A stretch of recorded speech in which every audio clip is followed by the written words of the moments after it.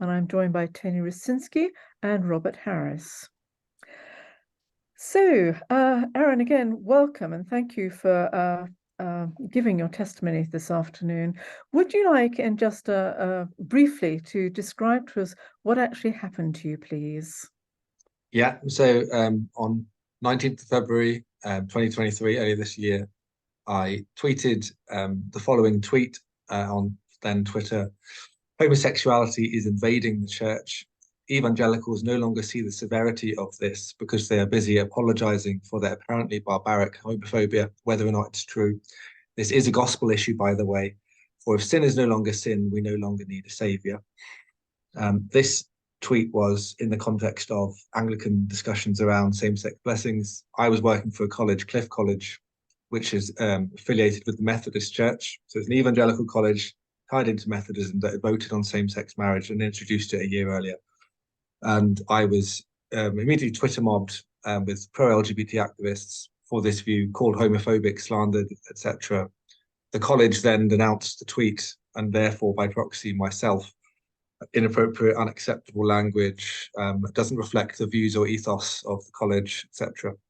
I was then summoned to a meeting. They didn't speak to me about what they did publicly before, doing it. I clarified the tweet online, responded to various people who thought it was this problem. I even defended the college and said it is actually a place where you can discuss different views, and that's in a place of higher education. And that was all kind of ignored. I was told to take it down the next day. I said I couldn't really do that in good conscience. And then I was invited to a meeting later in the day where I was suspended, given half an hour to clear up or to leave my office and leave the premises, or I'd be escorted off. And then 2 weeks later, got my investigation report done on me. Obviously, I wasn't allowed to communicate with staff or students during the investigation period. And yeah, I had that 17-page report read to me with all of the complaints that had been received, all the reputational damage that it may incur for the college, including with Methodism, including with the University of Manchester, and with staff and students. And then was summoned to a disciplinary hearing where I obviously made many counter arguments, which I weren't particularly heard, and then I was fired for misconduct that day. So within 2.5 weeks, I think, of the tweet. So I've worked at the college for 7 years, might be relevant as well. Okay. Can we just clarify, please? Cliff College is a Bible college, Methodist Bible college, you say. Is it primarily to train people for ministry or what exactly? No, so the funny thing is Cliff College there are 2 colleges left in Methodism in Britain. They cut away or sold off a lot of the colleges in a movement about just over 10 years ago called the Fruitful Field Initiative. And Cliff College and the Queen's Foundation in Birmingham were the last 2 Methodist colleges standing. The Queen's Foundation is very liberal, overtly liberal, and they are the only ones allowed to train Methodist ministers, which I think explains a lot. Cliff College is the evangelical wing, so that covers lay training, which kind of just informal short courses and certificates, and of course also offers validated degrees from BA all the way up to PhD. So both are academic colleges, but in terms of the Methodist link, it's Queen's in Birmingham that does the ministerial training, and we do lay training, which just means anything really, family ministry, whatever anyone wants to do, a random little course, we would cover that on the side alongside our main bread and butter, which was offering degrees in theology and mission. But we would specifically need it because you need an evangelical wing and you need a liberal wing, they would say, because that to represent the diversity within Methodism. So yeah, it wasn't actually the case that we were responsible for Methodist training because we weren't allowed to do any. Okay, what is your field of study? What were you teaching? Put it that way. So my title was a lecturer in theology, preaching, and mission. So my main day-to-day role was to run the Masters in Mission program. I supervised PhD students as well, and I taught on BA programs, undergraduate. But my primary thing was mission and preaching. So I taught the preaching class for undergraduate level and postgraduate level. This is partly why I'll be arguing that it's not just the case that I'm someone who wants to say what I think. I think an academic should be able to say what they think as long as it's not defamatory or something genuinely out of bounds. But as a preacher, I'm telling my students that they need to be able to say what needs to be said when it needs to be said. That's kind of why you need sermons. The church needs sermons to hear the truth, and they may not always want to hear it. Otherwise, we could just give everyone their Bible and off they go. You don't need to hear sermons. You need preaching actually to have someone heralding the word of God to you, and that might be challenging. So, even as a preacher and a teacher of preaching, which is my main area, is what I did my PhD in, that was key for me to be able to say that. And I've been telling the students that for 7 years, challenging the way in which culture may come. There's a verse in 2 Timothy. Please stop me if I rabbit on too much, as a preacher does sometimes. But there's a verse in a passage in 2 Timothy, which I have the students memorize every year in the class, from 2 Timothy 3:16 to 4:5. Several verses, one of which ends up with, for the time is coming when people will not endure sound teaching, but having itching ears, they will accumulate for themselves teachers to suit their own passions, and will turn away from listening to the truth and wander off into myths. So they would learn that every year. Now, I would never specify and say this means this or this or this. I'd say here's a verse, here's a passage that you're going to have to learn if you want to be a preacher. This is what Paul is warning about, and that's for me. I see that's exactly what's happening here. So as a preacher, I see that. So this is the church wandering off into myths because that they see in society that move away from Orthodox Christian belief, I just come and back to turn away. Yeah. Your particular work with students. How many students would you expect to be supervising annually? Overall, it's a hard one. Do you mean in terms of, because there's so many different levels? There's things where I'm tutoring students for essays or dissertations, or there's people who are in a lecture class that you might only I teach for think an odd both, lecture. please, Aaron. So So both. both. How many would you have attending a lecture? So attending a lecture, there would be, for an undergraduate lecture, there might be something like 8 in a class. For a postgraduate lecture, on the program I led, there would have been around 70 students that I'd had oversight over all of them. And they'd come in and out for intensive teaching weeks. That's a different 70. And then PhDs, I was supervising 4 different PhD students. And I was also speaking to the other wider PhD group with various taught sessions when they came in for their intensives. So I wonder, and I think probably over 100 students, I'd say, if you take on a given year, in terms of people I'm having contact with in tutorial or lecturer or some other format. Yeah. And how big is the college? How many students? Yes. I think we would have said 150 students. Oh, right. So On you've had a on validated programs, and short courses you'd have another 300 or 400. I'd had little to do with the short courses. It was a kind of thing on the side that wasn't validated, so academic staff weren't really involved in. We might occasionally do odd lecturing for them, but they weren't the main focus. So. Okay, thank you. I'm going to invite others to ask questions. Robert, shall we start with you? Thank you. Aaron, I would like to just continue with some questions regarding the background. You say that you taught both undergraduate and postgraduate. So can you just say something about the age demographics? Are we talking late teens, early 20s, or were there some beyond that age? And if so, what, generally speaking, were the proportions, the age demographics? Yeah. So on the postgraduate, it was mostly mature students. You would have people, the vast majority are over 30s, and way beyond. So I'd say that at the median age, probably for the MA students, would be in their 40s. But we did have students, we had one student who was in his 80s. We might have occasional students who are in their mid 20s for postgrad, but generally they're in their 40s and 50s. That was the MA. That was the program I was entirely responsible for. On the undergraduate programs, you had more of a range. Probably, I would say, some late teen, like some 18, 19-year-olds, but generally we had people in their early 20s. And then there's some mature students on the BA program as well, but you're probably looking at early to mid 20s for the undergraduate programs.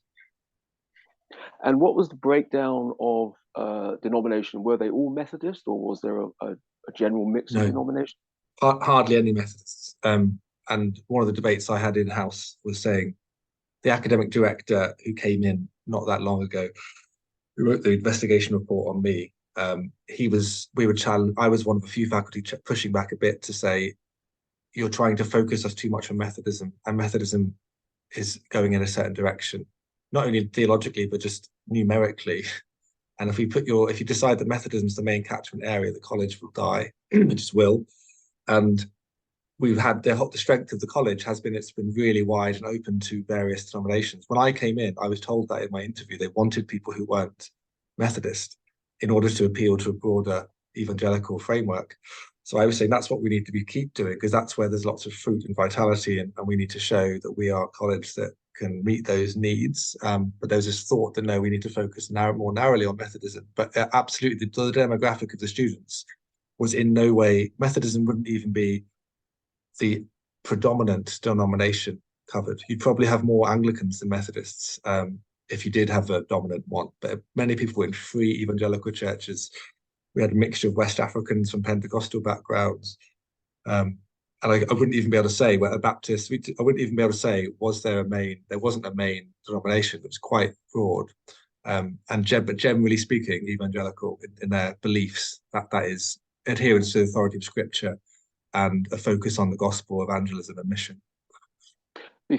Thank you. Before you started at the college, you said that you worked there for 7 years, but before you started, what career aspirations or sense of vocation did you personally have just before embarking on this work at the college, Aaron? Yeah, so I was working for a year as a teaching fellow at the University of Aberdeen for 1 year. It was a temporary role. I probably could have tried to stick around and do odd modules here and there, but the Cliff College role was appealing because it was permanent. It gave more immediate responsibility and leadership. So I came in as the MA program leader. So which was quite a responsible position for a young lecturer to have. And I also found it appealing that there was a regular community that you could have positive influence on students who are there, and that it had more of a communal aspect than a university has. So though I'm an academic and comparative to my colleagues in Bible colleges tend not to be that great at publishing at a high level academically, because they're focused on teaching, and they're not pushed to do it. In universities, they are pushed to do it almost to a fault. But I had a kind of culture of the way I did my PhD, publishing was a big thing. So I always knew that I wanted to be able to work in university again at some point, or that would be an option. But I also really love the ministerial aspect of being at Cliff, which I know that you wouldn't ever get at a university these days.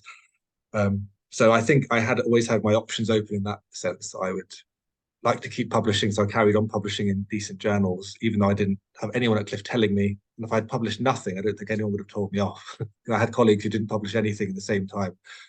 So I'm kind of trying to keep that open at the same time, but also being open to where God would lead me. And I did actually say, when my wife and I often talked about it, if God wanted us there for 30 years, we'd be there for 30 years. And we're not thinking of ladder climbing, but I just sort of feel the academic task of the college needed to improve itself anyway. And so I was also challenging that a little bit. That makes sense. I had one other question before I go to that. Sorry, can you just clarify a bit about publishing? I know at universities there's sometimes obligations for lecturers to produce research. So was there some sense of obligation, or was it an implication that you would be publishing from time to time, or was that something that you freely did regardless of what the college told you to do? Yeah, the college never told anything about that. I mean, I recommended and I led a session for an inset for the lecturers, my colleagues, called Building an Academic Research Culture. I think it was 2.5 years ago.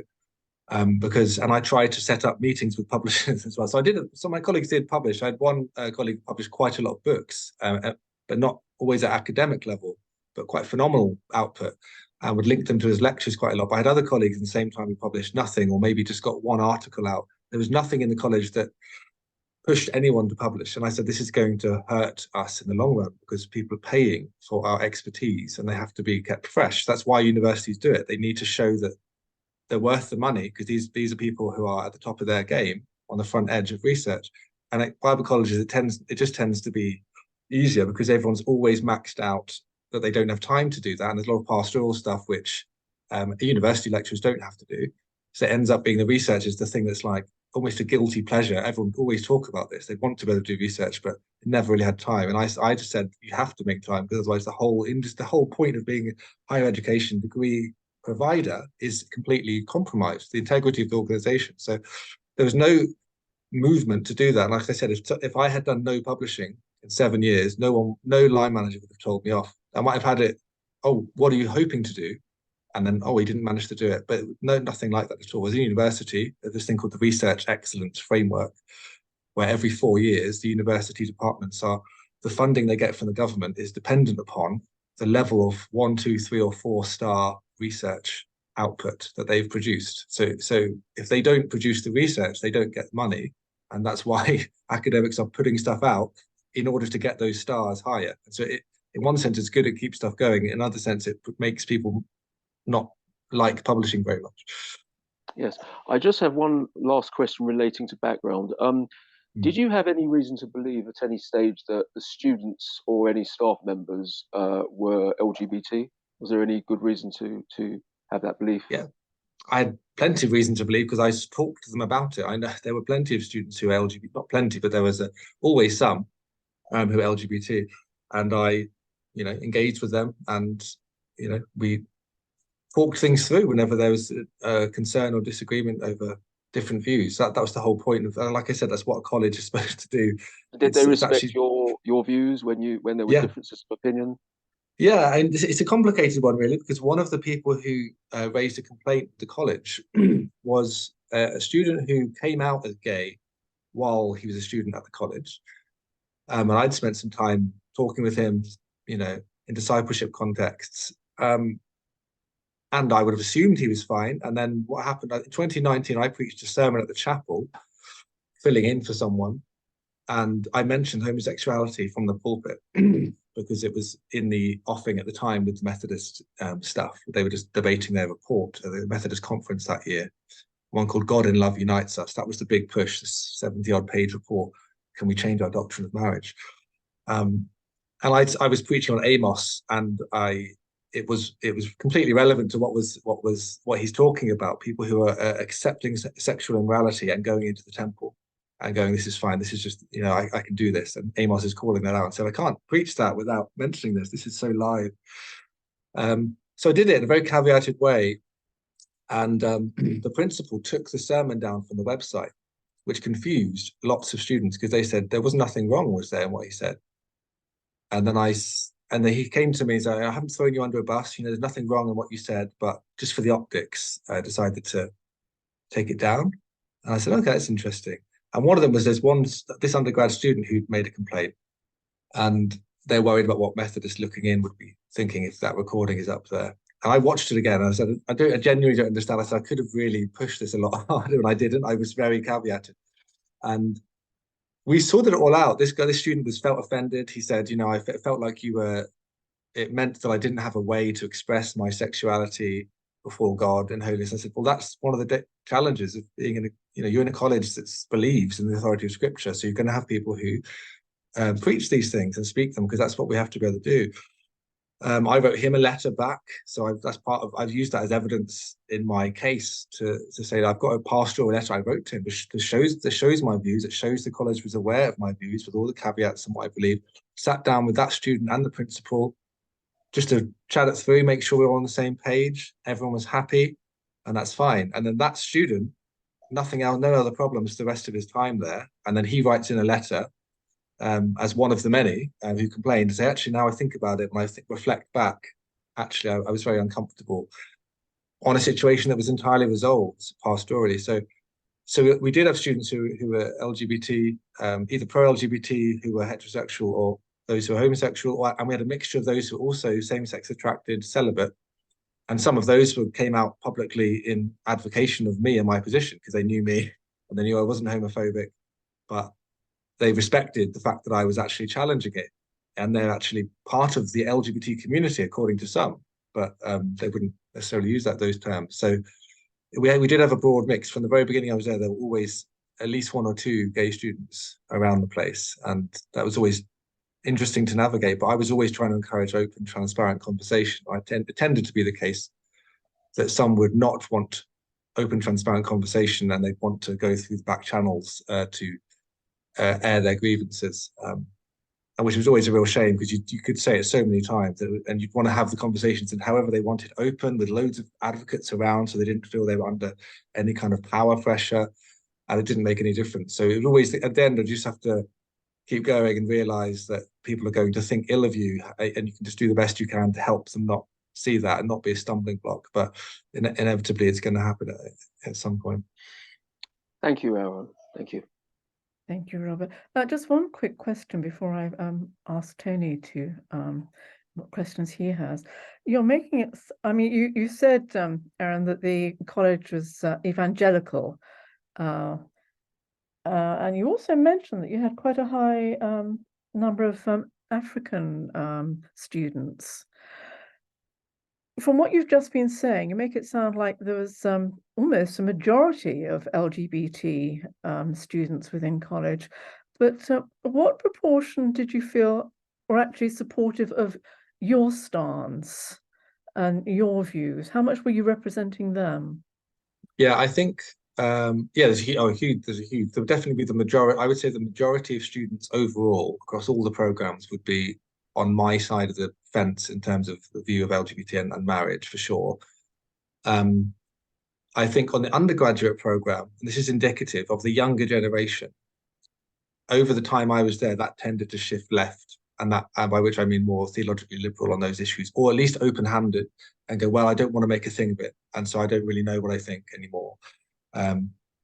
Whereas when I first arrived, there was a contingent of more conservative students, and one of the senior lecturers at the time told me, I think it'd be good for you, Aaron, to go down to have a few lunches a week with the students in the cafeteria, the conservatives, because they would appreciate having a more conservative lecturer. But in a way, that's probably in their mind when they hired me, that it would help represent the students who were conservative. So there were proper conservative students there in that time, and there were always a few. And then I just think that towards the end, there's a big contingent of people who of the undergraduate community who live there all the time, and usually all the pastoral issues that emerge are those who live in this close, small bubble in proximity. Most of my head is with the MA program, with quite mature students who are in ministry, who come in for intensive weeks and they stay in the college accommodation for a week, and they go back to their ministry all over the world or all over the country.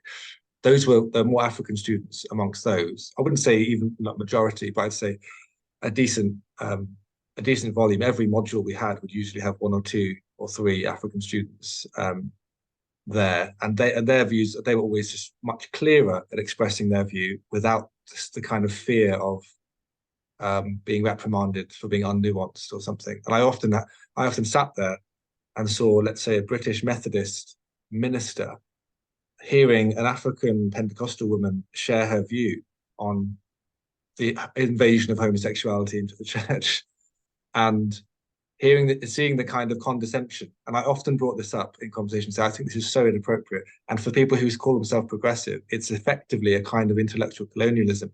They're looking at these African students and thinking, you'll learn one day, when you've gotten to our level, when you've been educated in the way that we've been educated, you'll learn not to think in this backward fashion.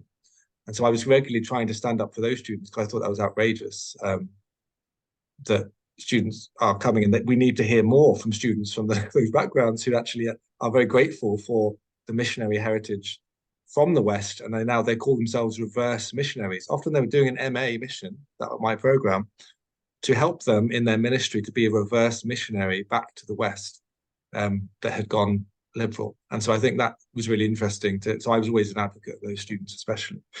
It sounds like though you should have been able to expect support given that kind of background. But Yeah. anyway, let me invite Tony to come in here. Hey, Aaron. Good to talk to you.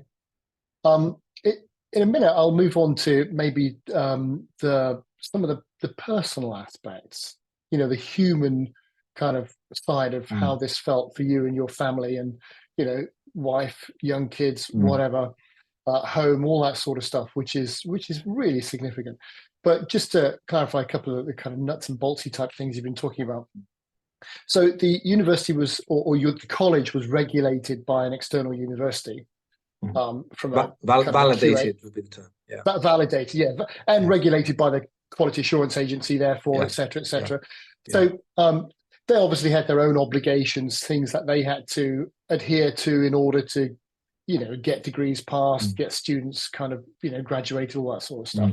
I'm curious. So you said you were dismissed for misconduct. I'm guessing they called it gross misconduct, but did they actually stipulate what you'd done that constituted gross misconduct? So yeah, the interesting clarification there would be, it was misconduct, not gross misconduct. They said Right. they could have given me gross misconduct, but they wanted to be charitable and to help me and the family, which meant they had to give me a 3-month severance payment for misconduct. Was gross misconduct right. They would need Okay. to. So that was it's kind of interesting because I think I then challenged that, even the discipline. We had a 7-hour. I mean, I was there for 7 hours. Not all of that was in a meeting. We had meetings and then going over, reviewing the minutes and making corrections to the minutes, which took a long time because there were quite a lot of details in the minutes that wouldn't have been in there had myself and my advocate not pushed for them. So the whole process was 7 hours of conversations in and around it. And at the end of it, and I'm writing my case down. I'm almost thinking of the appeal because I just suspected it would go a certain way. And I just read it, just think, I don't know how they can do this. I genuinely don't know how. I've got so much evidence of me showing them this was my view. Publishing work which says we need to talk like this. They should have told me something in advance, really clearly, you are not allowed to say this. And they never wanted to do that because they knew that they wouldn't have a defense for it. And so but they had so much pressure, I think, from Methodists. There were coordinated letters written by high-up Methodists within the connectional team, which had the same phrasing in some of them, such as, I forget the precise phrase, but it was something. It's clearly, to me, it was obvious. So they had a meeting to say, this is what I want you to put, like when you lobby an MP and saying, put these phrases and do your own style and whatever you want to add, but make sure you get this phrase in, that this will detract from the college's ability to attract and keep and retain students. They kept putting that in all of these big Methodist letters. So I just knew that this was going to happen because Methodism gives the college a massive grant every year. It's obvious that they're not going to care about keeping me, because if Methodism even insinuates that they might change the funding relationship, this is going to happen. And so I'm giving all these arguments. I'm saying, it doesn't make any sense. I didn't get any responses to the arguments. We just had a discussion and they asked a few clarification questions. And I kind of thought, so what was the point of me arguing, giving a case, giving a defense? Because at the end, when he said, we could have given you gross misconduct, I say gross misconduct would mean I had deliberately gone out of my way to bring the college into disrepute so that it would not be able to attract students, and so that this was the case. You can see that the way I responded on Twitter was to defend the college. Even when people were on my side saying Cliff College is terrible, I'd quote tweeted and said, Cliff College is actually a place where you can have a variety of views. That's why I'm there and I have liberal colleagues. Yeah. It's literally that. So I said, if you had to say that I did gross misconduct, you can't prove that. But they would say, we did that to be charitable and kind to you and your family so that you had a severance payment. And I just thought that's just interesting. But so I said, presumably, you're going to say it's misconduct, not gross, which you might have been thinking coming into it, because I've persuaded you that I haven't done it deliberately. And I presume you're persuaded by that, but they didn't. So it's just a really interesting dynamic. So that's going off the top. It is. I forgot what your actual question was. What was your question? Well, so it was specifically, so was it the fact that you held the views? Was it the fact that you expressed them? You've expressed them previously in a sermon.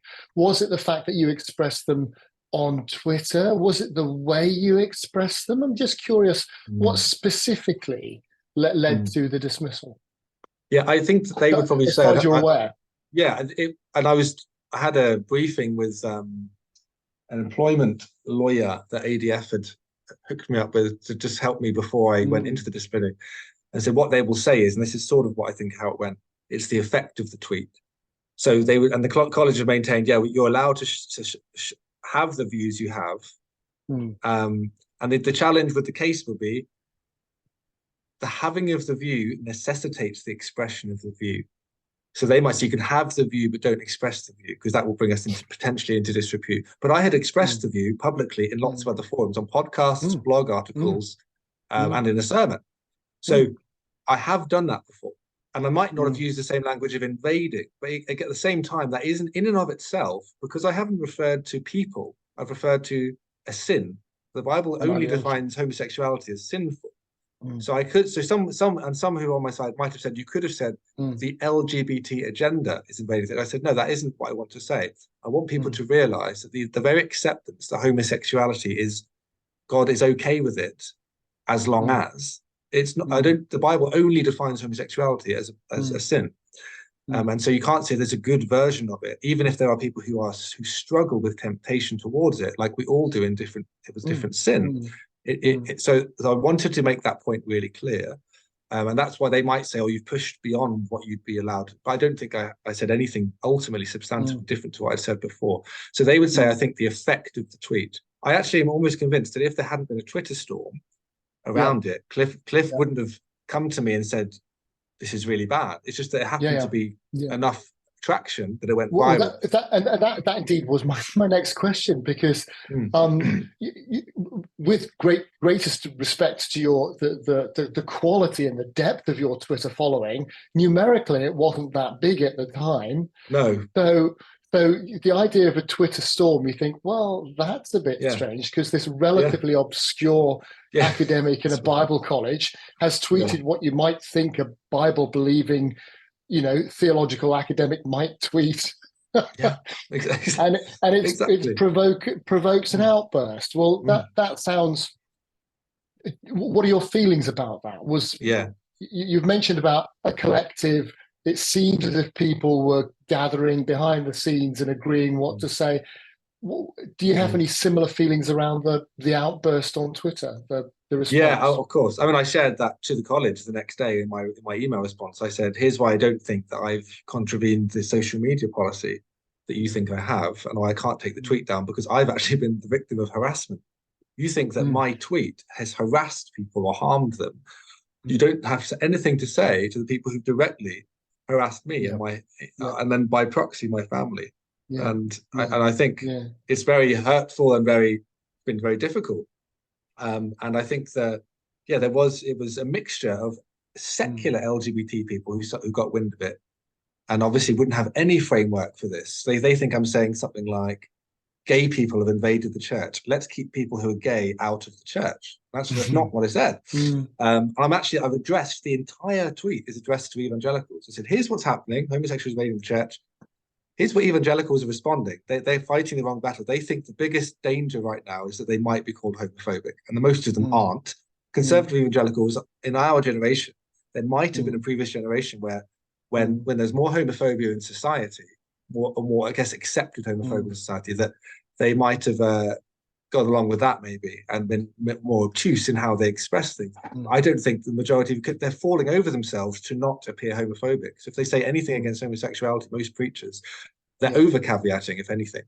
And then the final thing was, this is a gospel issue. So if you say this is just a side issue, why should you care about who you sleep with or what sexuality about? This is a fundamental issue, because, as I say, if you tolerate sin, it actually undermines the gospel. So it's an evangelical tweet to evangelicals by an evangelical. It wasn't addressed to gay people per se. So they've jumped on it. A secular LGBT person would have no framework. They just think you're entirely homophobic. They're really going for it. And then lots of Methodist, progressive, LGBT professing Christians jumping in and on the bandwagon. So I responded to some of those as much as I could, and then had a few people coming to support me. The irony would be with the amount of people following it. I don't know how many. I must have had around 300 or 400 followers or something at the time. And I think 25,000 people had viewed the tweet by the afternoon, Sunday afternoon. Most of the action had happened while I was at church. It was a scheduled tweet, so it came out. I had looked at it earlier in the week. I'd scheduled my tweets to cover a week's worth or something, and I looked at that one again, and I think I tweaked it sometime earlier in the week to make sure it was what I wanted to say, and then I left it. I kind of forgot it was coming out that day. Came home from church. I might have responded to one or two early things early in the morning on the Sunday. And I came back from church and it had gone viral. And the college, by 11 a.m., the college had already done their thing. I'm looking at this at 3 p.m. It's already kind of gone crazy, and everyone's going, "Oh my goodness!" People contacted me, so I was it was quite shocking to have that response. But the irony is, when I then tweeted on the Monday that I had been suspended for this tweet, everyone, all the evangelicals from around the world jumped on in support of me. So then it went from, within a couple of days, it went from 25,000 views to 250,000 views. But then the majority has switched in my favor, Americans generally, who have, I can't even, so where the secular LGBT didn't have any framework for why I am allowed to say what I could say, Americans are like, how can an evangelical college do this? This doesn't make any sense. This is an obvious issue. So the whole notion of me bringing the college into disrepute, so I should be fired for that. I said that to the principal, in a sense, you should be fired because you brought the college into disrepute with your actual demographic, your catchment area. Your catchment is evangelicals. It isn't liberals. They can go to Queens if they want to be liberal. If they come here, this is our main demographic of students. So I don't understand why you haven't brought the college into greater disrepute by your actions. Obviously, and that absolutely. Now let's just do a rough calculation. How many reformed potential preachers and theologians didn't apply because of the action taken against your tweets, compared to how many LGBT supportive ones might not have applied because of the fact that you've made that statement? Really interesting conversation. And the amazing irony is, in the investigation report, I knew this was the case as I read it, because it was so pointed at saying how horrible I was, or implying, we're going to report you to, it's under review whether we're going to send this to the Office of Students to report the incident. It's a reportable incident under the prevent duty, hate speech kind of thing. I don't think they intended to do that. It was just a threat, an empty threat to kind of make the case look worse, I think.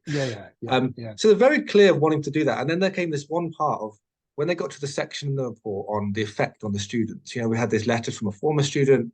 There's present undergrad students who will be very concerned. Maybe they'll feel harmed in your classroom in future, even though these students I've taught and they know my views. We've talked about these issues. Obvious that isn't the case. I've got student feedback which says I don't agree with Aaron's views on everything, but I was never made to feel that I wouldn't be able to express a contrary opinion. He was really helpful in helping me share my view and perspective, etc.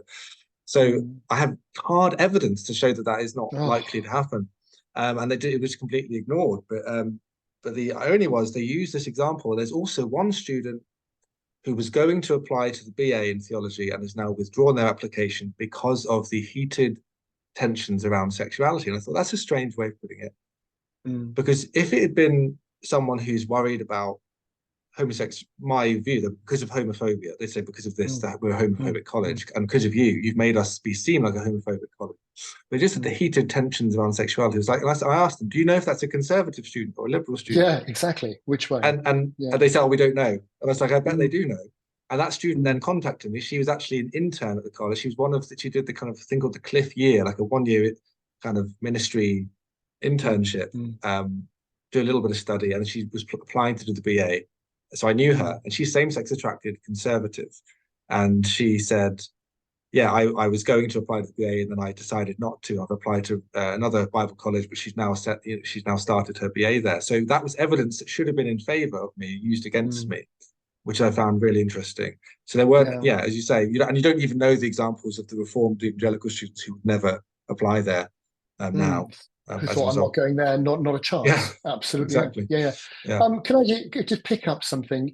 So you seem to say then that they threatened you with reporting you to Prevent, which is kind of a terror organization, if you like. So was this a threat? Was this some kind of veiled piece of blackmail if you didn't toe the line or something? It sounds absolutely outrageous thing to say and to do to somebody in your situation. Yeah, it does. I personally think it was an empty threat. I don't need to overemphasize it. They've been really offended, and they've told people that I've been lying to the press about that, that they never threatened me with Prevent. And I presume that means that they have said, they didn't literally say, we are going to report you to Prevent if you don't do X, Y, and Z.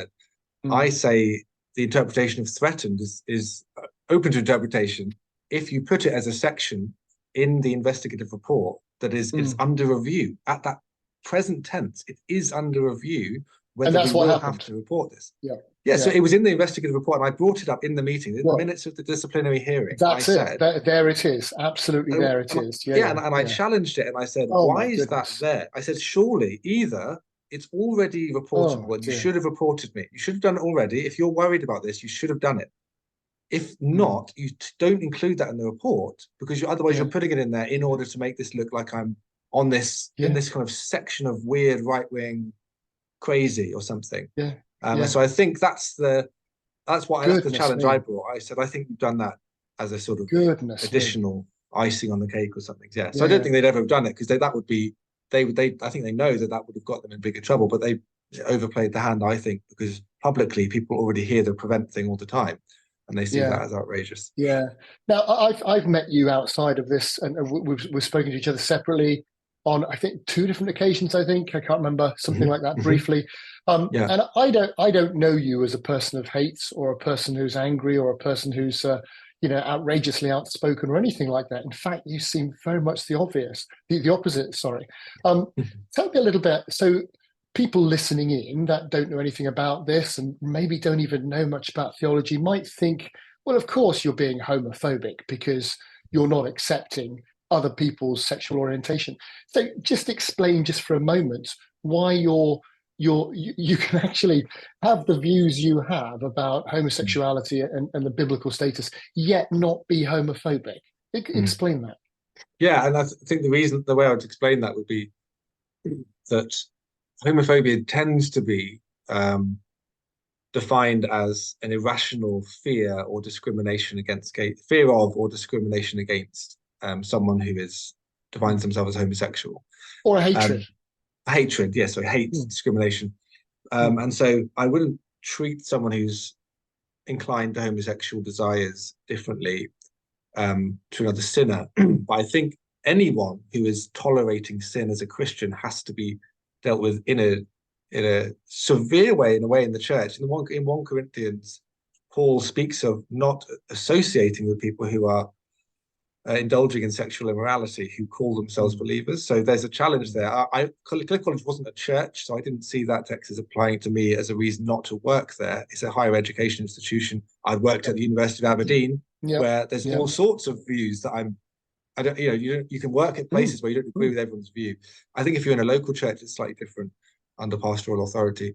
But I would say towards people who are gay, I'm not showing hatred. If anything, I think I'm showing love if I tell them the truth. And I don't think it's very loving for Christians to tell people that their sin is not sin and they're not under God's judgment for that. That's a serious problem. So I would try to be pastorally sensitive to them. But I also, and arguably they could say, well, your tweet was not pastorally sensitive because it's going to anyone. I said, well, that's just the nature of public proclamation. Any sermon you give, you're going to say things that one person thinks is great in the room, and 2 or 3 others might think isn't so great. And it's weighing out that balance. That's the thing the preacher always has to think about. That's actually, again, what my PhD was on all those years ago, where I was talking about the necessity of preaching into the cultural moment with what the Spirit is saying. And I think that's something that needs to be done. So that can be done in a way that's pastorally sensitive to the people, whilst also challenging them with the truth, and which is always going to be difficult if people have itching ears and they want to hear what they want to hear to suit their own passions. And that's, again, an age-old biblical truth that I'm holding to. And so let's move on, just concluding my kind of questions, if you like, Aaron. How this must have made you, just thinking about, because it all happened pretty quick as well. Yeah. In the period of 24 hours, you went from, I'm an okay lecturer in an okay job, things are okay, kind of, to not that anymore. And now public vilification, public humiliation, loss of job, loss of reputation, loss of income, livelihood in essentially 24 hours, because you knew exactly which way this was going to go. So absolutely. Tell me a little bit about, the personal cost, what this has felt for you, what it meant to your family, how it's affected, and perhaps, where you are now, where you've got to. Yeah, no, thank you, Tony. That's helpful. So, it was obviously extremely stressful. I had even people on the afternoon of the tweet itself. I had a couple in our church who we know well, who I'm saying things I've said, like that thing I've said on Twitter, is trying to push the window a little bit as well. So I recognize that there are Christians who agree with me who aren't pro-LGBT who wouldn't say that. And I know that, and I know that I'm trying to persuade them, but the only way I can persuade them is to do it. And it's going to mean that they're going to be challenged. But it was really hard because you lose friends who are even on your side, who don't understand why it's important culturally to say these things, because they are invading the church, and we've let it happen very slowly and gradually. And as a Christian, that's really, really important to call out. So yeah, losing friends, even who agree with you. Obviously, I had lots of support as well from people in my church, which was really encouraging, including all of the elders. But that first afternoon, I went to the prayer meeting for our church in the evening, and the theme of the prayer meeting was praying for people at work the next week. And it was funny that, I mean, I guess I knew like in myself, and I knew that God was with me. I had confirmation of that in various ways, which maybe I won't necessarily go into, but I'm happy to if needed to, but for sake of time, I probably won't. But I had encouragement in that respect, but I also knew that my whole career had almost been blown up. And I drove home from that prayer meeting and I was in tears. I had a worship song on in the car, and I knew that it drove me to trust God more. I was singing a song by Kate Simmons, which has a line that says, if all beneath me falls away, I know that you are God. It's a song of how good it is to be loved by you. And so I was in tears because I knew that my family might be hated by this. We're going to be called horrible, homophobic, hateful bigots, etc. And that has happened and continued to happen with people online. And there's people who just don't get in contact with you again, who used to get in contact with you. Not very many academics at all. A tiny one, I could count them all on one hand, of the academics I'm connected to in the university departments and Bible colleges who I know, who still to this day not contacted me about anything, or even said, and they've obviously heard about it because this kind of thing affects them. So it's made a lot of them more scared. So even to email me and say from their institutional account, they were. So losing contact with lots of people has been very hard, and knowing that you're, it's okay, I wouldn't say shunned, but to some extent it feels that way. And I also had physical symptoms of stress, which were cardiac symptoms. So I called my GP. I had tightness around my heart and shooting pains up my left arm and all up my neck on the left side and to the left side of my teeth. And I called the GP.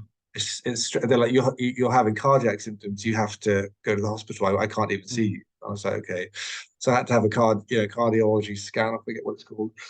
And they detected some kind of abnormalities and murmurings, etc., and recommended something else. And I said, to be honest, I think this is something that is just stress. And I look it up. I know that you can have things that mimic. I don't think I was having a heart attack necessarily, but it was so stressful. And for the next 2 weeks, we'd be doing things as a family. And I was on suspension.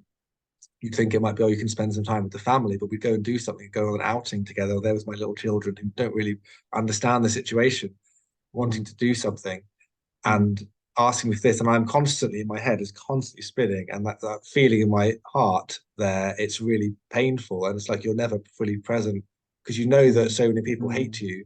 And I think, as I said, it's the ones who you may lose because they don't understand why you need to say things like that. And they might have said, well, yes, I agree with you technically, but is that the best way to win people? All that kind of thing. It's really hard because I really am fully convinced that it is appropriate what I did, and I would stand by it. And I've been writing about that for years, and it just kind of has hit me in a very powerful way. So yeah, that was really hard. And then coincidentally, I don't think it was linked to the college, but our rental agreement, which was supposed to be renewed for another 12 months as nominally agreed, they decided to give us an eviction notice. So we had 8 weeks to get out of our place with 5 young children. And no option of getting I was renting there. I was the only lecturer who rented accommodation near the college because we had a real vision when I came in to, like I said, wanting to be helpful and influential on the students in a positive way. So we'd often have students over to our homes. a home to do stuff and host them for meals and big events and things. And we're walking distance. Everyone else lived 20, 30 minutes, sometimes an hour away from college, because it's quite expensive area. So we were just renting. We thought we may not ever be able to buy a house because it's harder on one income anyway. So it's freeing us, and we can be a blessing here. But yeah, to have that rental agreement torn up, knowing that actually it'd be hard to even get another rental, and we certainly can't buy anywhere. And you can't get a mortgage or anything, and so that was a real additional stress at the same time. Yeah, so that was all really hard along the way, and I think it continues actually because it's still related. I didn't realize, though I say all my church and my elders really behind me, actually over time it builds up, and there's still people who I don't even know of, who haven't spoken to me, who come to the elders and been worried about that still, and sort of concerned. So I know that actually there is a sense in which people in my church are for me, though many are, but there's also many who aren't, and that's sort of split that, because I think it looks really bad. So if there's especially we have a church of, I won't go into too much detail, but we have a church of about 300 people, a lot of middle class people with good jobs, doctors, lawyers, and academics, teachers. And I think when you say something, when something's happened to me, I look really bad. I'm socially a pariah. And it's like hard for them to want to be associated with someone who does something they wouldn't want to do. They wouldn't want to lose their job. It might even affect them to be associated with me, which I think is wrong of them to think that. But I also think it's part of what's happened. So it's partly because of the college's actions. I've had people who would have been in good faith actually sort of turn away. Whereas had the college done something like, I don't know, reprimand or something, or try to do disciplinary, which I still would have challenged them on.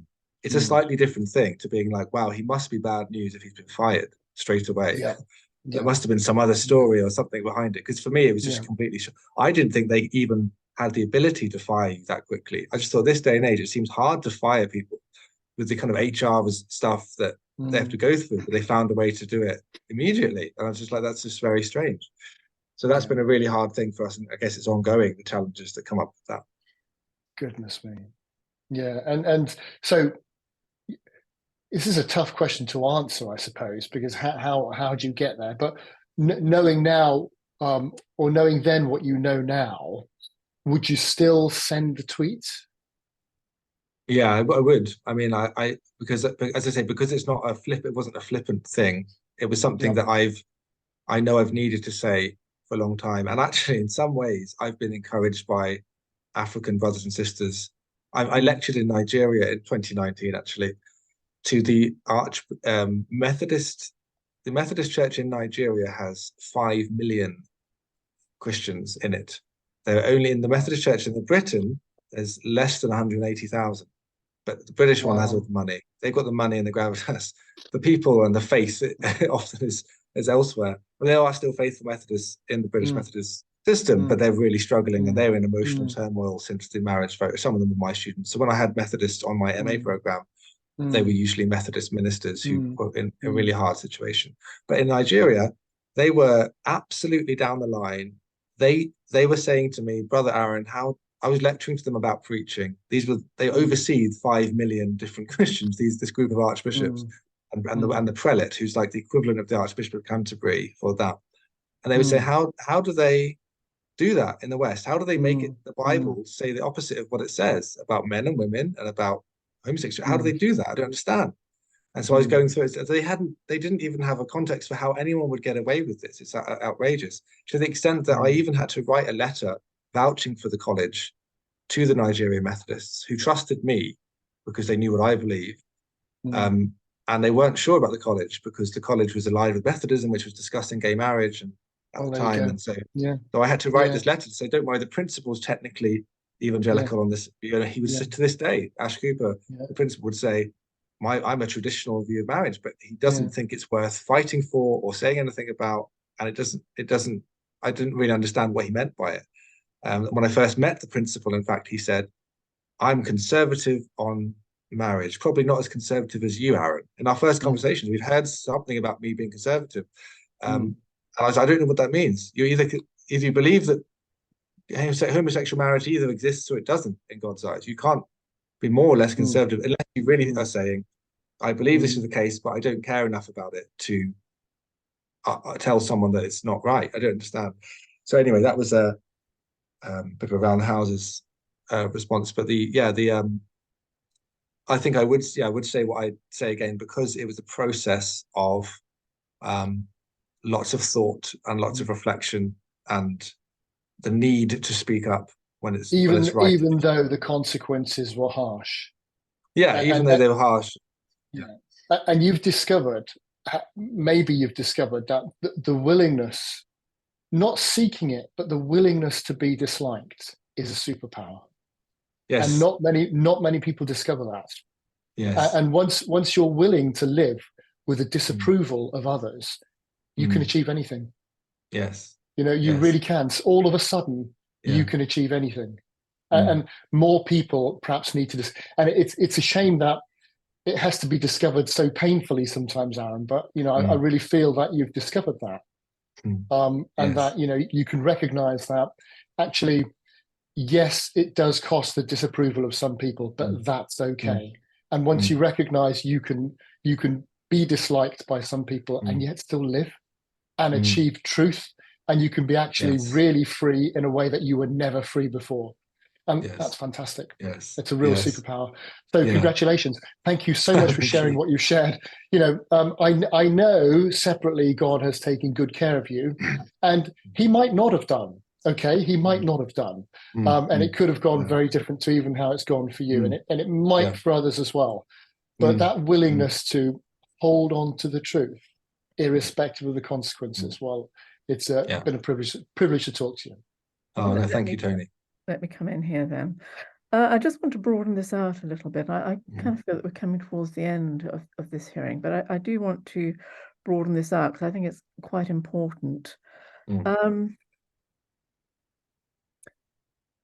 mean, it is a very powerful testimony that you've given, but quite apart from one's views of same-sex marriage, LGBT issues, whatever, I think there are two levels to what you've actually been through. And one is what it's actually saying about academic freedom and, the right of people to discuss honestly held views that can be validated in all sorts of ways. It's there feels to have been a quite draconian action to inhibit that right for you. But the other level, I think, is what it's actually saying about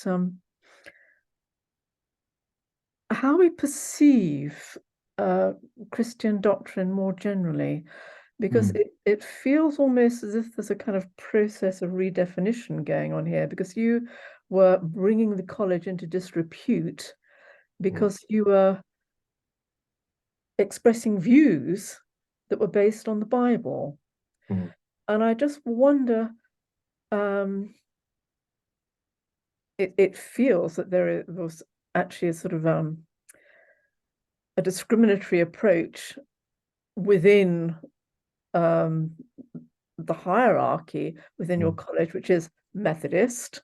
I know, it's more complex than that. But what do you feel that this is actually saying? What's the impact on faith in this country more generally if this is happening? I would say certainly that it shows that Christian belief, Christian morality is no longer accepted, and the expression, and perhaps because there's this notion that your beliefs can be kept private and have no bearing upon public life. And I think that's a real philosophical and theological misnomer. I think that concept doesn't really work at all theologically, because a Christian cannot keep themselves silent about what they believe is true. It's of necessity, particularly for evangelicals, but for any Christian, really. I just say that the reason I addressed it to evangelicals is because we're supposed to be the ones who care about the gospel, proclaiming the gospel and helping the church, other churches of different persuasion, to remind them about the gospel. And within that, the gospel has moral implications. And so if you can't express Christian belief, publicly, especially from someone in my position whose job it is to profess Christianity publicly and to encourage others to do so, that is it kind of shows the tilted scale really in terms of freedom of expression, because I think lots of people are free to express beliefs. We've seen recently, of course, in public demonstrations and riots from different perspectives, different faiths even. But Christianity, the faith which has shaped the nation, shaped public values and morality and laws for so many centuries, is now something that is seen as inexpressible. You're not free to express those things which you hold dear. Like I said, I think it's that fallacy of you can have it privately as long as you don't tell anyone about it, which is partly what the problem is of accepting this notion of inclusivity and tolerance, but with tilted scales that don't really work. So one thing I've regularly tried to tell the college in advance, that if we align ourselves to the Methodist view of marriage, and even somebody who's an Orthodox Christian, a conservative Christian, who believes the Bible, is not going to be able to say publicly what the fullness of what their view is. Because if they do that, they will cause offense to someone who's being told that God is happy and celebrates the fact that they're marrying their same-sex partner. You can say you're free to disagree if you want, which is what we say with inclusivity and tolerance, and say you can all disagree and disagree well. But I say the difference is a progressive person who's pro-LGBT can say, I tolerate your private view that you disagree. You have a personal view that God is not okay with gay marriage. That's fine.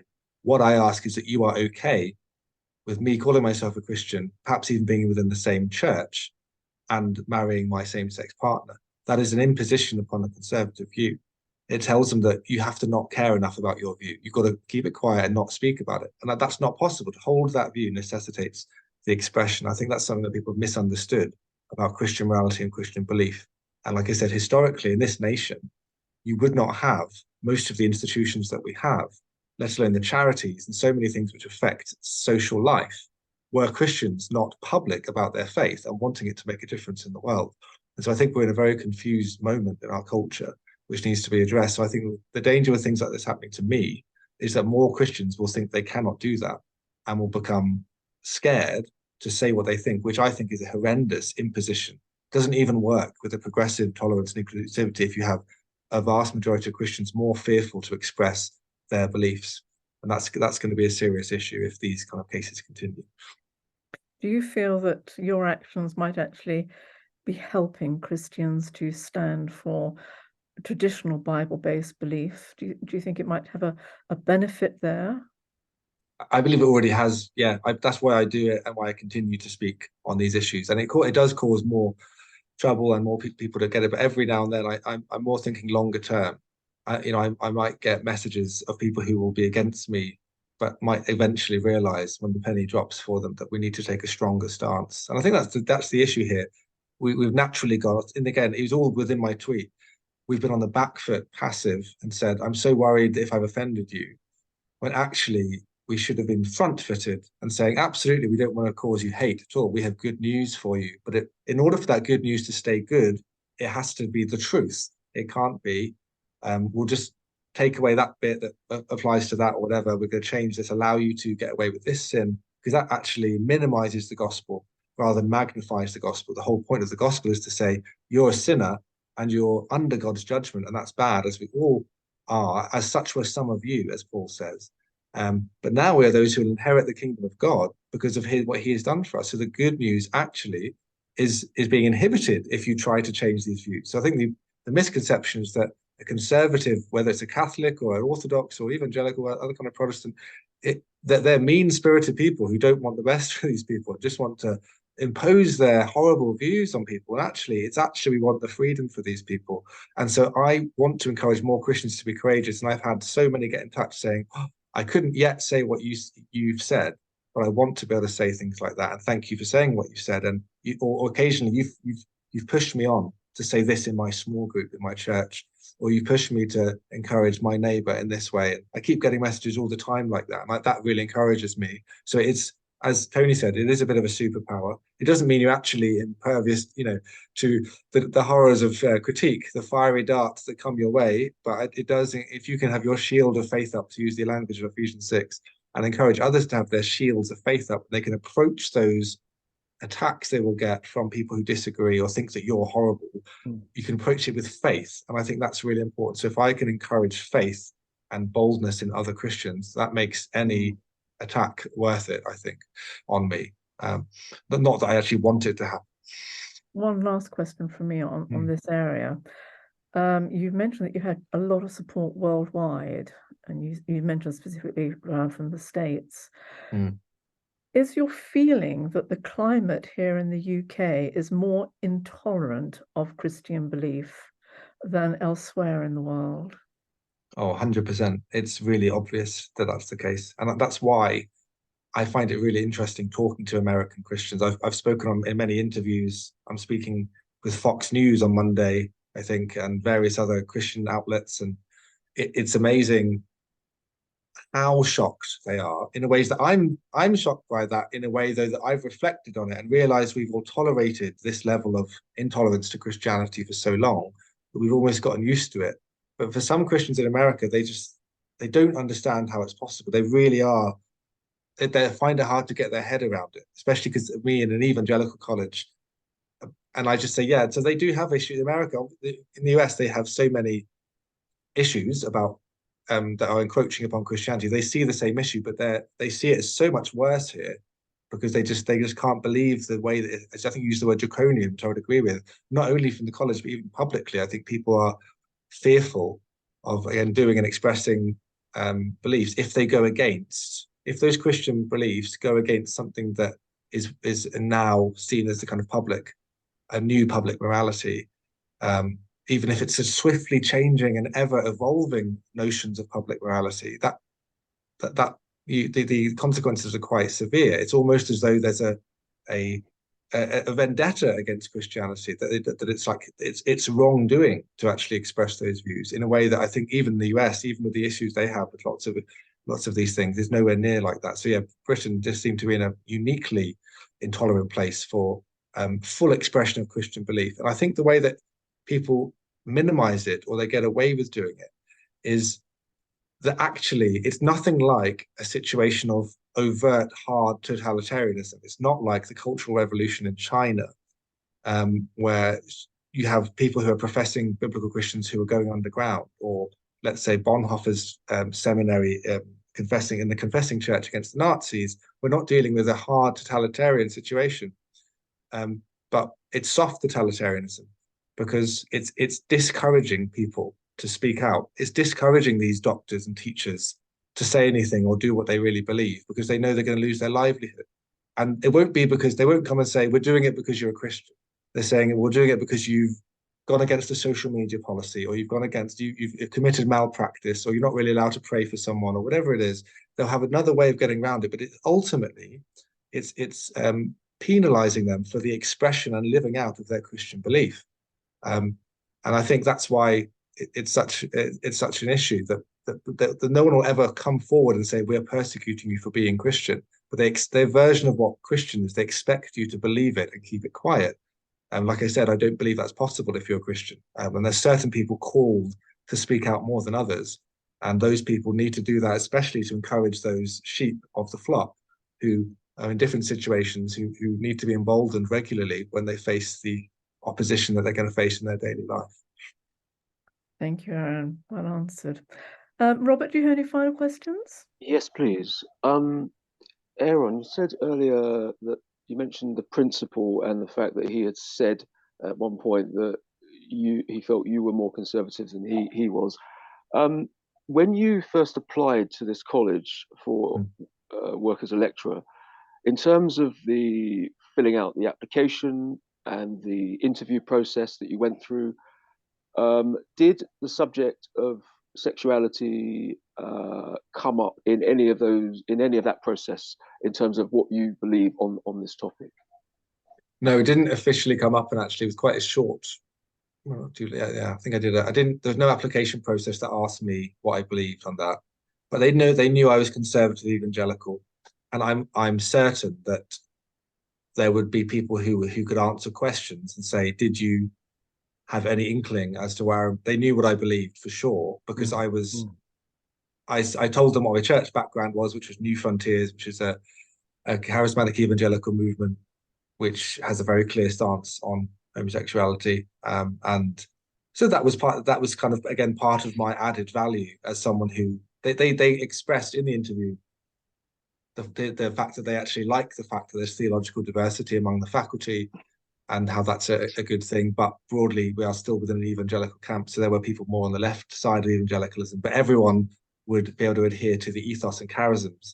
And the Evangelical Alliance basis of faith is listed on the website. And the Evangelical Alliance has a clear stance on homosexuality as well. So the college itself was, I don't think any, I didn't even think that any, I don't think there's any faculty, maybe there's one or two who might have been less clear on that, but the vast majority of the faculty were already in the same position as me. And I guess the difference would be whether they wouldn't all say what I would say, but would they have the same view that homosexuality is sinful? They might not say what I said about that sin, but they do believe the same fundamental basis that there is no such thing theologically as same-sex marriage. So that's why, like, if it comes into the church, that God's holy people, that he's called out of darkness into light as his possession, as it were, as his bride, if you allow sin into that and say that that's okay, or God thinks that that's okay, I think they would agree with me that that's not okay, that sin isn't something that we should be welcoming. So actually, I don't think I was completely sharing a view that was actually substantively different to the faculty, and the one when I joined the college in 2016, nor even in more recent times, because there were more overt evangelicals on the faculty when I left as well. Right. By that time. But before you got employed, had you published anything that referenced this topic of homosexuality? And if so, had that been made known to the college at the time of your employment? No, I don't think I had, actually. What I had done is I'd published work which showed the need to speak out about culturally important issues, especially on things like social media. I only joined Twitter in 2021 out of a conviction I felt as a Christian that I can't not be involved in those spaces where the action is happening. And I published a piece of work. Again, whenever I publish work, people know about that, obviously. I mean, my books were in pride of place in a glass cabinet at reception at Cliff College, because not many people publish many academic books. I published 3 academic books while I was there, and they were in this glass cabinet lit up at eye level as you come in. And in those books, which the principal hadn't read, and he came in a year after I started, and so he was there for 6 years so far. Hadn't read any of those books, and in those books, it's quite clear that I'm talking about the need to speak. I didn't mention homosexuality per se, but I mentioned the need to speak about biblical truth in ways that are going to make you unpopular and be very difficult. One of the people I've worked on is Søren Kierkegaard, a Danish philosopher theologian who was quite critical of the church when it had moved away from its theological moorings and become sort of bourgeois, laissez-faire, nominal Christianity. And so this is something that they ought to have known about, and I obviously they know what my view is all the way through anyway. But I think it's probably, I don't know if it's irrelevant. It's sort of irrelevant as to whether they knew my view before I came in, because the personnel had changed. The academic director was different, the principal was different by that time. So I think there was only 3 members of faculty who were there when I was appointed by the time I was dismissed. And in June 2021, of course, we know that there was a big change in the Methodist Church when they began to recognize same-sex marriage. Now, in terms of what you witnessed yourself within the college pre-June 2021 and post that date, what sense did you have of any difference in the climate among fellow members of staff and students on this particular topic of same-sex marriage? Yeah. So we debated this a lot. We discussed it a lot as a college. Obviously, COVID was happened. I think that delayed the rollout of the same-sex stuff, marriage stuff in Methodism. 2019 was a big flashpoint because that was when we were reviewing the God in Love Unites Us report. We had big faculty meetings as a college. to discuss it. We all gave our opinions on it. Everyone knew my view on it. And the thought, then when it finally came through and the vote came through, 2021, this is now the reality. We had been working as a faculty, and I have emails that show this, on what our college stance will be on this view. So we got, this is, Methodism has its thing, what they believe. What's the college's stance going to be publicly? And I said, but what I was pushing for this, and it was seemingly that's what we were going to go to do, was that we need to do something which shows that if you're gay, we're not going to discriminate against you if you come here, obviously. I mean, you can't offer degrees if you said that. But we are going to say you will need to, if you're going to be a student here, you need to recognize that this is the stance of the college. And because we are evangelical, and therefore because we adhere to the authority of Scripture in matters of doctrine and practice, then this is going to be the normative view. And so, yes, by all means, you can have a different opinion, but you need to recognize that there's a difference between that. There's a bounded set, as it were, of what beliefs we're going to hold, and we're going to take. We would even take that into account for hiring faculty and things like that, because we want to make sure that we're still attracting evangelicals who are not going to come here if they recognize that actually it doesn't really matter what you believe. That was something we've been a bit loose on previously, that had been inconsistent on, and I think I was trying to help. I said, look, just on a pragmatic level, even if you don't agree, if you want the college to survive, it's not going to survive if you have either a confused vision over it, or if you fail to attract conservative students, because all of the colleges that have moved in the other direction have lost numbers or ended up dying out. And so that was the discussion. It was stuff like, how are we going to continue to attract evangelical students, which is our main catchment. Then what happened is, I think after COVID, what happened is that Methodism, we lost a lot of money over COVID, hundreds of thousands of pounds, because of obviously loss of accommodation, not running courses, this kind of thing. And the Methodist Church came in and helped the college financially. And then I think what happened during that time meant that they had more control over the college. And so it then went from, what is the college's stance going to be, which will be in some partnership with Methodism for sure, recognizing that they've done this and that Methodists might come here who agree with that view, and we won't discriminate against them. It became from that to, we are just going to paste the precise wording of what Methodism has said, and we don't have a choice otherwise. And that was very shocking to me, because I said, we'd wasted all of this time talking about our particular position, and it felt like we were no longer a college that could define its own vision, and that it was a really foolish decision. And even if it's one that we say it's out of our hands, it doesn't seem that that's a smart move. So I voiced that. And then there were also discussions of Woodcliff. It then went very quickly to discussion of a Woodcliff host same-sex weddings on its site, in its own chapel. I just thought, this is amazing that we've moved so fast from saying we were not going to show publicly that we're not really for this, but we're happy to be tolerant, to we're going to maybe host weddings at the site. And they ended up deciding not to do that. I also wrote a little position paper on that to say, this is what I think, why it would be a really bad idea, reiterating that even just for the repute of the college, again, I was fired for causing disrepute. I was arguing for the repute of the college, why that would be such a bad move publicly. They agreed it would be. And so they decided not to do that because it would affect the college with evangelicals in view. So it did maintain some sense of, we know that we're evangelical, and therefore hosting same-sex marriages on site would be a faux pas. But then they could fire a lecturer for speaking out against same-sex marriage, which I think causes an even perhaps equal faux pas from that perspective. So yeah, the debates were really around those issues, and then changed quite quickly. At the disciplinary hearing, did you bring up the issue of repentance or any specific Bible verses in your own defense? Did you bring anything like that up? I brought up because we were talking really about the expression of the tweet. The college at the beginning, even from the very beginning, they'd say it's not about the belief, is what they would say. And my nuance is to say it's the expression is necessary to the belief. And so that was the more the debate was around, we didn't discuss the biblical passages on homosexuality, because technically the vast majority of faculty already believe that. They already believe the principal would even say he's a traditionalist on marriage. And it's really what my problem is, the expression of views. So I quoted 5 Bible passages.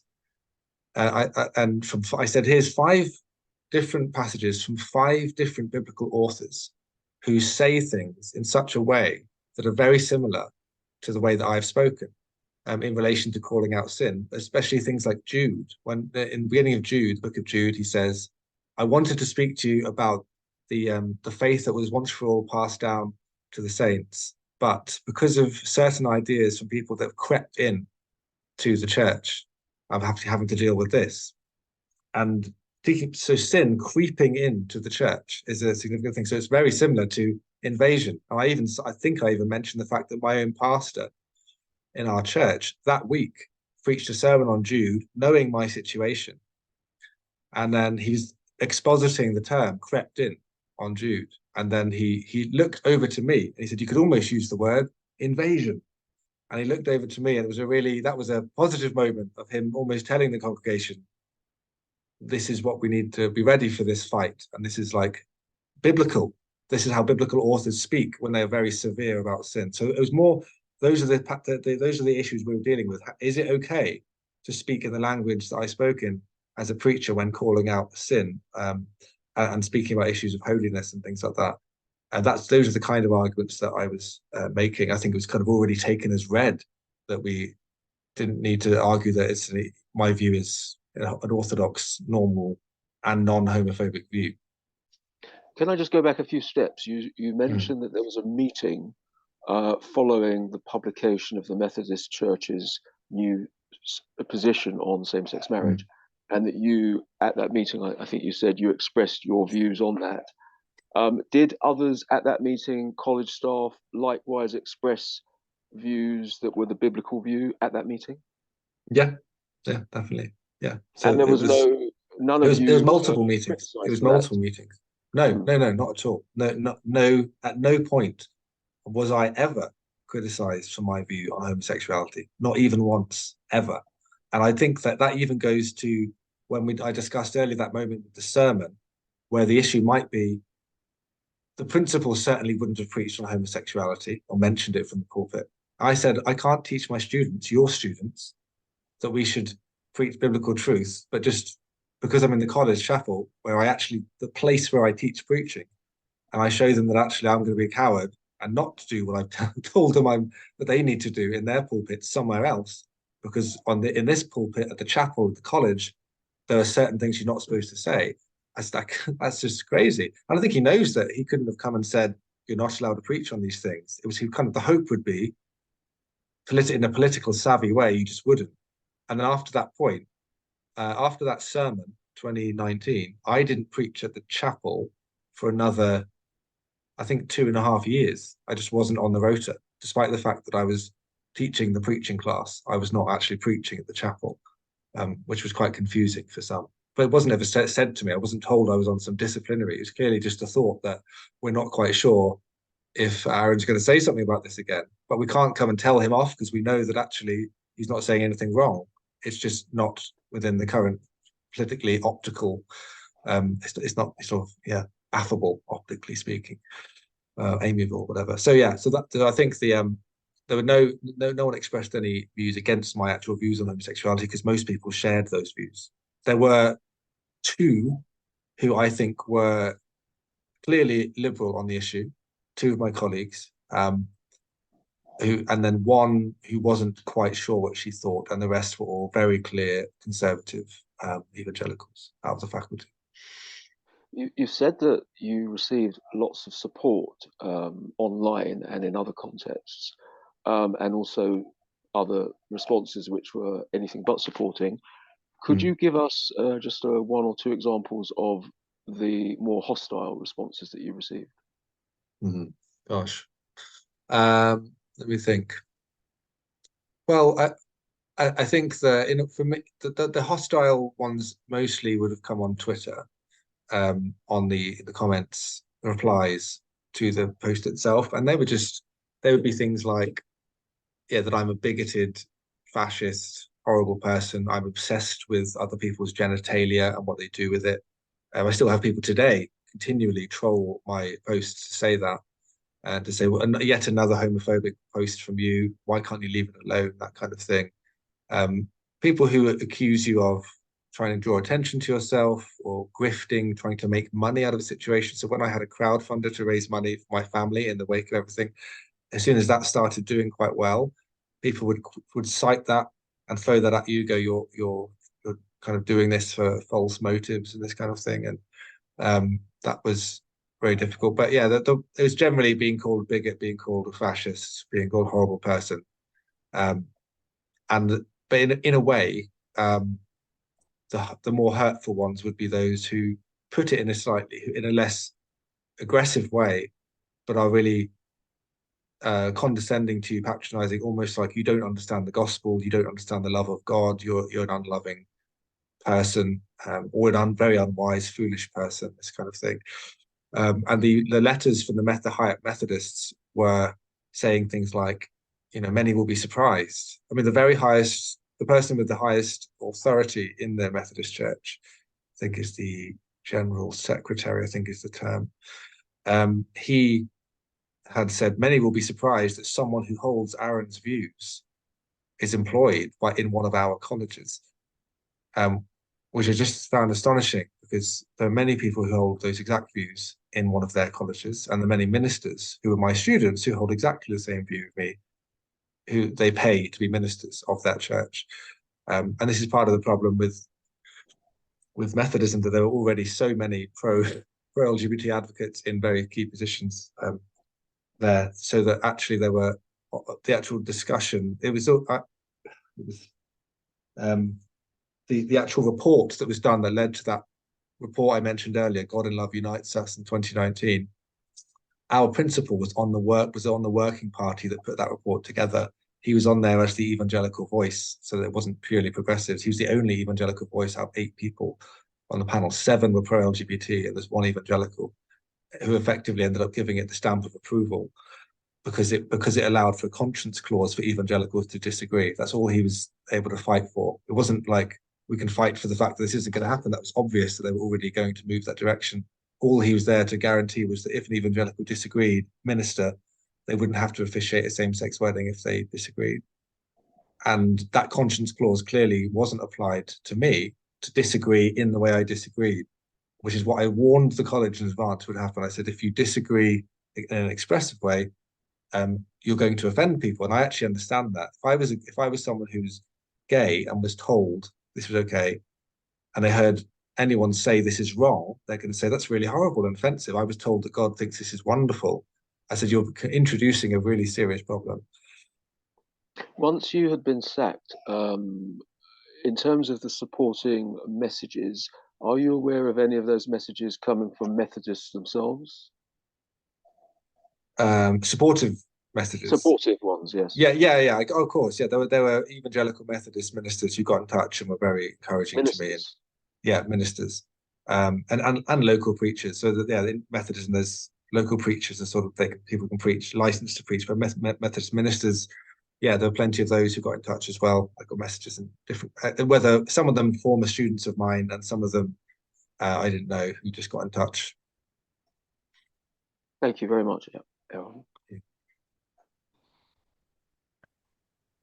Thank you, Robert. I think we're drawing towards the end now. So, Tony, did you have any concluding comments or questions that you'd like to ask? No, not really. I mean, just the positive thing that you touched on a while ago, Aaron, which is just that the positive influence you're having on other people to speak up to, which is great. And even if they can't speak up and say things they want to say, the least they can do is not say lies, and that's really important. And I think your efforts there have been really great. I look forward to one day maybe you even returning there as head of the college. How cool would that be? That'd be fun. Let's see what happens. Let's see what happens. Thank you very much for your time. Thank you so much. Those wishes are perhaps slightly outside the remit of this inquiry, Tony. But I have one other question, Linda, if I may. Sorry. Okay. Did you have any advice at any stage, or did you contact the police when you got those very hostile messages from people? Because obviously there would be a a legal framework for doing that in terms of your own self-defense. Did you do that, or No. were you advised to? No, I wasn't advised to. I told the college that I think I've been the victim of harassment, and they and I the funny thing for me was on the Monday, this is the Monday when I'm in my office, I received the email. They sent me an email on the Sunday saying it's been brought to our attention. You said this. We will just take it down as a first port of call, and we'll have a conversation about it. And I said I got that email on the Monday when I went into my office and checked my work email, and they didn't phone me or anything else. They could have done that. And then at that point, I said, I think, yeah, no, I can't do that in good conscience. And it wasn't harassing. It wasn't to do any of these things, but I have been harassed online. I would welcome a conversation about it, because I thought, so you've asked me to take it down. I'm not taking it down. I think, especially because I've been harassed. So even I don't think I would have necessarily taken it down anyway, out of principle. But I think especially if I've been harassed to do so, and then I've asked to take it down, otherwise there'll be consequences. It puts me in a really difficult position, because then you look like a coward publicly, because you've responded to the people who've discriminated against you for that view. And I said, that's not you shouldn't put anyone in that kind of position where they feel that they have to do that. And I didn't get any response to the fact that I'd been harassed. I just got the conversation was I was invited to a meeting at 4 o'clock that afternoon. And the first thing the principal said to me was, this is not a conversation. I'm going to read you your suspension letter. So I said, I wanted to have a conversation. Why didn't we just have a conversation?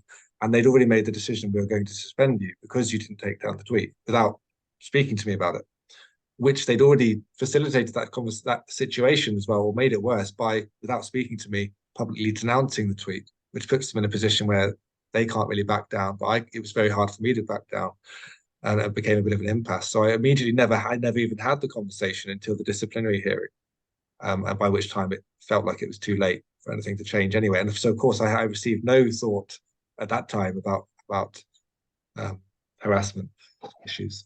What was the time frame between the suspension hearing and the disciplinary?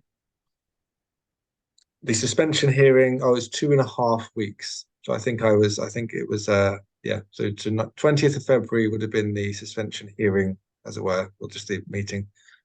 And then it was supposed to be a 2-week suspension. It was extended by a few days. And then I was on the, 20, let me just set the date here in my head. It was my wife's birthday, as I recall. It wasn't very fun. It was Tuesday, the 28th of February. So it wasn't quite 2.5 weeks. That was when I was read my investigation report.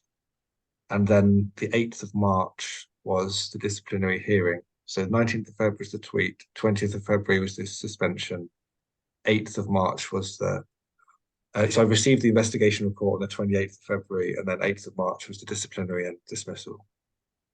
Right.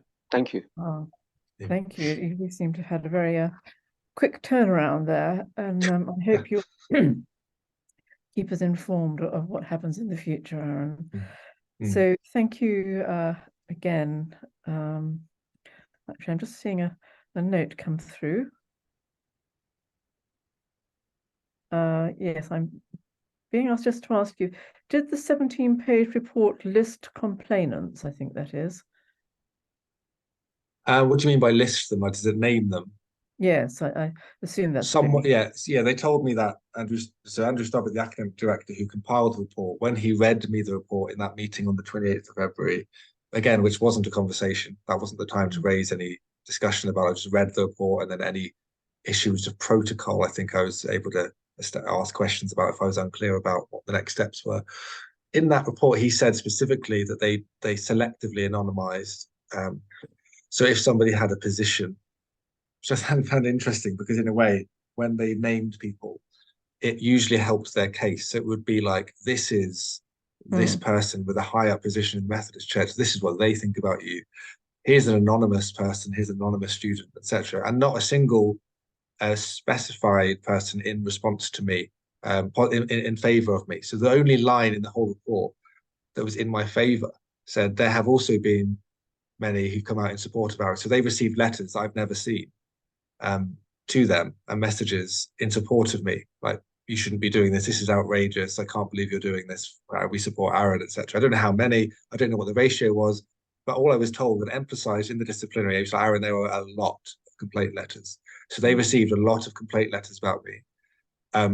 They didn't say how many people would support, but I said online as well, and my own personal messages. I had thousands of messages from people from around the world who just contacting me by email or Facebook or Twitter to say they were in support. They couldn't believe what the college was doing. None of those were cited in the investigation report, which I found astonishing. The only thing was one line in general that suggested there are some people who've also come out and support. So that's the balance. The balance is just to say that that's happened, but we're going to specify all of the others, because it was almost, this is what I when I first heard it, I probably naively, I had no concept that they would fire me when I was immediately, I guess I thought that this was I knew that this was going to be bad and it might spell the end. But I never thought that they could fire me. I thought it might take a few months or something of back and forth. I don't know. Because I had a teaching unit in 2 weeks' time. And I said to the principal, so I'm doing this new unit on preaching. I presume I'm not allowed to work on it in advance, but I'll probably end up doing a bit anyway. And just, the students need to be informed, whatever, if the suspension was to continue. I just fully expected that whatever happened with this, they wouldn't be able to do it this quickly, and I'd be still working in 2 weeks' time, because the investigation report was entirely impartial, was what I was told. But when it came written up, it felt like it was more like a case against me. It's like a case of prosecution, rather than here's a balanced way of discussing all the issues. It was more like, here's a case of how Aaron has brought the college into disrepute in all of these areas, and here's the evidence for that case, which is not really what an investigation report that's impartial, just trying to work out how things are, is supposed to do. It's supposed to inform the disciplinary process so that you go, right, we've got all the information we need, now we'll make the judgment. It felt like the judgment was obvious when you read the report, because it was geared towards, here are the ways that I've brought them into disrepute, with these specified people who are being named, as well as anonymous people. So. It does sound like they, principles of natural justice don't seem to have applied to your case. There doesn't seem to be any external assessment or impartiality, which is, I think, a little disturbing, especially in the context of a supposedly Christian college. Indeed. And actually, funnily enough, the appeal process was to Methodism. So if I wanted to appeal against the college, as the governing body over the college, I had to appeal to the connectional team in Methodism. Now, 3 of the letters cited in my investigation report against me, and I'm sure there were more, were from high-up members of the connectional team. So I knew that my appeal was going to the very people who had actually written complaint letters. And so they just had to make sure they found someone to hear the appeal who had not written a letter in. So they had to find someone on the team who hadn't done that. And the person who heard the appeal is someone who was on the Jane Ozanne Foundation, connected with them in some way. And that was a query I raised straight away. Or I think my colleague who was sat with me, my advocate, he said, I just want to check for impartiality on this issue. But it's just one of those things that it was very hard you couldn't really do anything about it. You're not in control of the process. It looks very dodgy. It looks like it's not very impartial, but they'll just reiterate, I'm as impartial as anyone could hope to be in this case. Well, there are serious issues about that claim for impartiality, because all that you have testified to today does seem to show extreme partiality, but it is not for us to judge that at this point. Of course. But thank you for coming, and thank you for being so open in sharing everything with us. And I feel that your testimony is going to be a vital part of our final report. But I have to say that I think everybody is giving testimony. We are having some extraordinary cases that we are hearing. So Aaron, thank you for coming along today and for sharing. Please do keep us informed of any developments that you have. And yes, thank you again. And thank you so much.